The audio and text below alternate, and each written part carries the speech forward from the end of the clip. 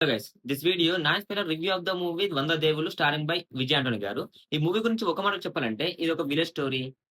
లేదు. ఒక కొడుకు స్టోరీ, ఒక అమ్మ స్టోరీ, ఒక మనిషి స్టోరీ అండ్ ఒక ఎమోషనల్ స్టోరీ. ఇలా చెప్పుకుంటూ పోతే చాలా విధాలుగా అనిపిస్తుంది. ఒక డిఫరెంట్ స్టోరీ అండ్ విలేజ్ బ్యాక్‌డ్రాప్‌లో వచ్చిన ఒక ఎమోషనల్ కల్ట్ క్లాసిక్ మూవీ ఇది. ఇక మూవీ గురించి ఒక మాటలో చెప్పాలంటే అక్కడక్కడ స్లో డౌన్స్ ఉండి కొన్ని మైనస్ పాయింట్లు ఉన్నప్పటికీ కానీ end of the day movie ఒక మంచి ఎమోషనల్ టచ్ అయితే మనకిస్తుంది కన్ఫర్మ్‌గా. ఇక మూవీ స్టోరీ విషయానికొచ్చినట్లయితే, ఎలాంటి తప్పులు చేస్తే విలేజ్ వాళ్ళకి నచ్చదు. అండ్ ఒక భర్తను పోగొట్టుకున్న ఒక మహిళ తన కొడుకులని ఏ విధంగా పెంచి పోషించింది. అండ్ తను ఏ విధంగా కష్టపడింది. తనకు ఒక తోడు ఎందుకు అవసరం పడింది.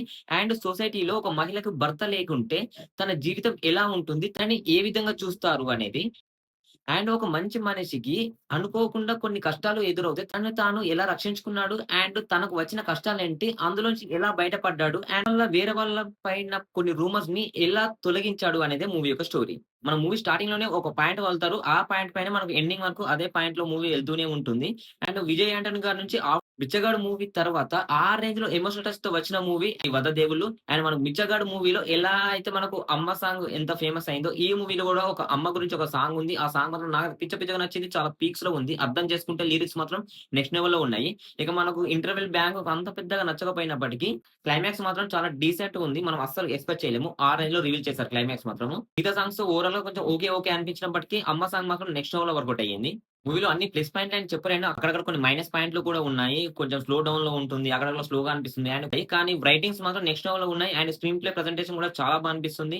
ఎక్కువగా ఏమి ఎక్స్‌పెక్ట్ చేయకండి. ఎటువంటి ఎక్స్‌పెక్టేషన్స్ లేకుండా ఆనందంగా మూవీకి వెళ్ళండి. ఖచ్చితంగా మీరు సాటిస్ఫై అవుతారు. అండ్ ఎమోషనల్ టచ్‌తో వచ్చిన ఒక ఫ్యామిలీ ఎంటర్‌టైనర్ ఈ మూవీ మాత్రము. మీరు ఎక్కువగా మాత్రం ఎక్స్‌పెక్ట్ చేయకండి. ఒక డీసెంట్ ఫ్యామిలీ ఎంటర్‌టైనర్ కావాలి. ఒక ఎమోషనల్ టచ్‌తో మనకుండాలి అనుకుంటే మాత్రం ఖచ్చితంగా మూవీకి వెళ్ళండి.